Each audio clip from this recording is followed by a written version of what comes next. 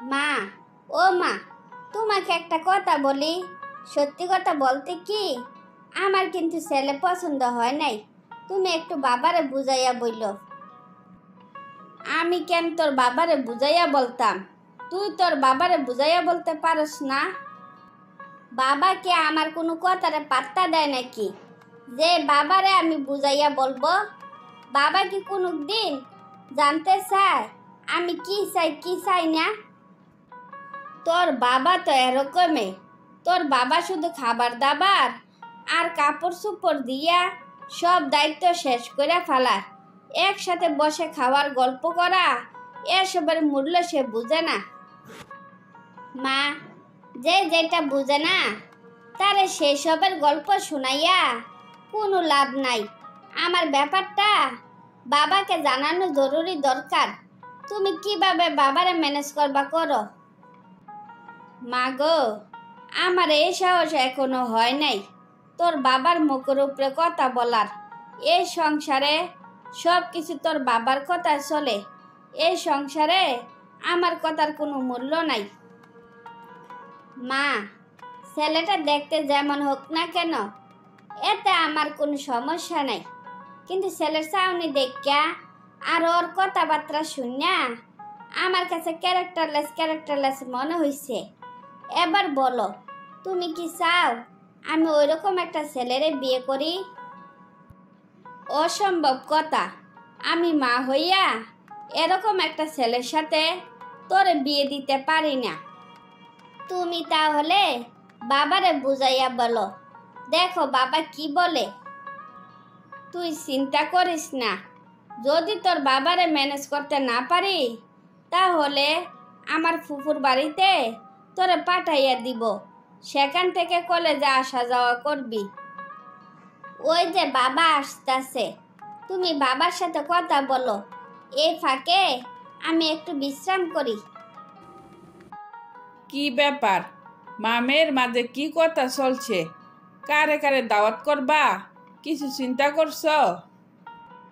আমি বলি কি, সবারে দাওয়াত করার আগে একবার মেয়ের মতামত জানার দরকার ছিল না? আমি কি তোমাদের চাইতে কম বুঝি? নেক্সট টাইম আমারে জ্ঞান দেওয়ার চেষ্টা করবে না। ঠিক আছে, আপনার যা ভালো মনে হয় তা করেন। আমি আর এই ব্যাপারে কোনো কথা বলবো না। কাকু কাকু, সর্বনাশ তো হইয়া গেছে। আকিরে সকাল থেকে আর খুঁজা পাওয়া যাইতাছে না। তুই এসব কি বলতাছস?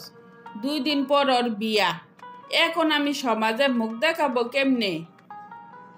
আপনি আপনার মুখ দেখানো নিয়ে চিন্তা করতেছেন, এদিকে মেয়ের চিন্তা করতে করতে শাশির শরীর খারাপ হইয়া গেছে। সকাল থেকে এ পর্যন্ত কিচ্ছু খায় নাই।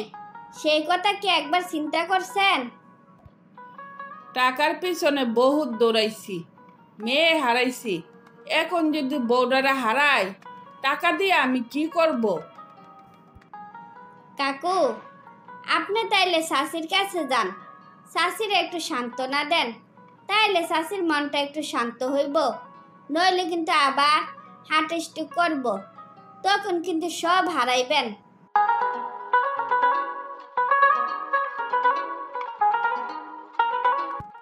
শোনো, তুমি আর কান্নাকাটি করো না। যেভাবে পারি তোমার মেয়েরে আমি খুঁজে বের করব। তোমাদের মতের বিরুদ্ধে গিয়ে আর কোনোদিন কোনো কাজ করব না।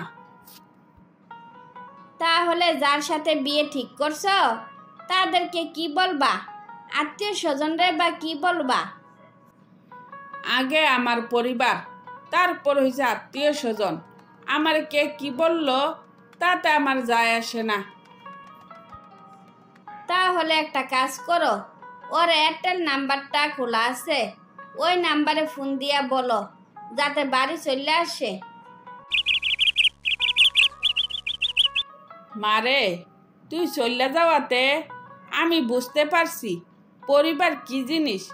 আমি তোরে আর তোর মারে নিয়ে বাকি জীবন হাসি খুশিতে বাঁচতে চাই।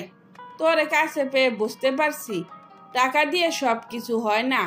আদর সোহাগ ভালোবাসা দিয়ে সব কিছু জয় করে নিতে হয়। তারপর বাবা তার নিজের ভুল বুঝতে পারলে সবাই হাসি খুশিতে বাকি জীবন অতিবাহিত করতে থাকে। নিজের বোনের বিয়ে ভেঙে যাওয়াতে এমনি দৌড়াইয়া আসছেন, যখন অন্যের বোনের বিয়ে ভেঙে যায় তখন কি ওই খারাপ লাগাটা আপনার ফিল হয় না? আমি সেদিন বাবার কারণে বিয়ে ভেঙে চলে গেছিলাম ঠিকই, কিন্তু আদৌ তোমার আপুকে আমি বলতে পারিনি, তাকে আমি আজও মনে রাখছি। আমিও আপনার বোনকে মনে রাখবো, কিন্তু বিয়ে করতে পারবো না। এবার আপনি সম্মানের সাথে যাইতে পারেন। ভাই, তুমি এভাবে কথা বললো না, আমার বোনের জীবনটা তুমি নষ্ট করো না। কি রে ভাই, নিজের বোনের জন্য এত মায়া, হাতে পায়ে ধরা শুরু করে দিছ। যেদিন আমার বাবা তোমাদের হাতে পায়ে ধরছিল সেদিন তুমি কি করছিলা? সেদিন তো আমার বোনের জন্য কিছু করতে পারো নাই। কেমন পুরুষ ছিলে তুমি? হ্যাঁ, কেমন পুরুষ ছিলে? আমি তোমার বোনের জন্য কিছু করতে পারি নাই, তা ঠিক আছে, তাই বলে আমি কিন্তু আর কাউকে আমার জীবনের সাথে জড়াই নাই। প্রকৃত ভালোবাসা জীবনে একবারে আসে, আমার জীবনেও তা আসছিল। এরকম ভালোবাসার গোষ্ঠী কিলাই, যে ভালোবাসার জীবনের সুখ কাইরা নেয়, সেই ভালোবাসার আমি ঘৃণা করি। এই ভালোবাসার জন্য আমার বোন 10 বছরে 10টা কথাও বলে নাই, পাথরের মতো নিথর হইয়া গেছে। তাই ইচ্ছা কইরা তোমার বোনের জীবনটাও নিথর করে দিলাম। দেখো এখন কেমন লাগে।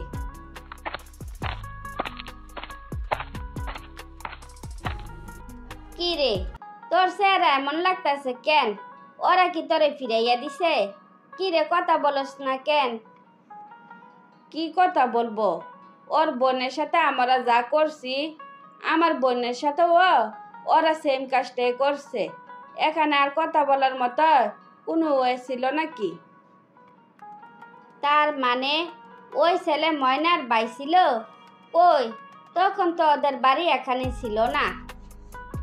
এখন টাকা পয়সা হইছে তাই নতুন বাড়ি করছে, তার জন্য তো আমরা বুঝতে পারি নাই। এত আয়োজন করে ফেলাইছি, এখন তাইলে কি হবে? আচ্ছা আমি বলি কি, তুই তো এখনো বিয়ে করস নাই, তুই তাইলে ময়নারে বিয়ে কর, তাইলে তো সব সমস্যা শেষ হইয়া যায়। মা, ময়নারে তুমি চিনো? ওরা আমি চিনি, সেই জন্য তো আজও ওরে বলতে পারিনি। ওই কারোর সাথে কোনোদিনও অন্যায় করে না, অন্যায়কেও কোনোদিনও প্রশ্রয় দেয় না। আমার মনে হয় না ওই আমাকে বিয়ে করতে রাজি হবে। শুধু শুধু ছোট হইয়া লাভ নাই। আমি ময়নার কাছে যাব, আমি ময়নার সাথে কথা বলবো। তোর জীবনটা আমরা শেষ করে দিছি, আমার মেয়ের জীবনটা শেষ করতে চাই না। তোমার কাছে যা ভালো মনে হয় তা করো, বারবার কারো কাছে ছোট হইতে পারবো না। তোমরা নিজেদের স্বার্থ ছাড়া কিছু বুঝো না তো, এবার নিজেরা নিজেদেরকে সামলাও। কি ব্যাপার, গরিবের বাড়িতে হাতির পাড়া? আপনাদের শরীর আবার অসুস্থ হইয়া যায় নাই তো? মাফ করবেন, এভাবে কথা না বলে পারলাম না। তুমি আমার অপমান করো আর যাই করো, আমি কিচ্ছু মনে করব না। আমি তোমার আমার ছেলের বউ বানাইতে চাই, প্লিজ তুমি না করো না। আপনাদের স্বভাব চরিত্র সম্পর্কে যখন আমার সব অজানা ছিল, তখন আপনার ছেলের বউ হওয়ার আমার খুব শখ ছিল। এখন শখ ফুরাইয়া গেছে, তাই আর আপনার কথা রাখতে পারলাম না। তুমি আমারে ফিরাইয়া দিবা? শুনেন, টাকা পয়সা হারাইলে টাকা পয়সা পাওয়া যায়, কিন্তু সম্মান হারাইলে তা আর ফিরে পাওয়া যায় না। আপনাদের জন্য আমি পাড়াপড়শি কি পরিমাণ কথা শুনছি, সেগুলোই যদি বলতে পারতাম তাইলে হয়তো আপনাকে ফিরাইয়া দিতাম না। অতীতের সব কিছু কি ভুলা যাওয়া যায় না? তুমি চাইলে নতুন করে আবার জীবনটা শুরু করতে পারো। সরি আন্টি, আপনার কথা আমি রাখতে পারলাম না। আমার সাথে যা হয়েছে বলার মতো না। সবার মানসিক টর্চার সহ্য করতে না পাইরা এই 10 বছর বোবা হইয়া দিন কাটাইছি। আপনাদের জন্য কারোর সাথে মন খুলে প্রয়োজনের বাইরে কথা বলতে পারি নাই। আমার আর কিছু বলার নাই। যদি পারো আমাদেরকে ক্ষমা করে দিও। তারপর মেয়ের মা মন ভরা কষ্ট নিয়ে বাড়ির উদ্দেশ্যে রওনা দিল।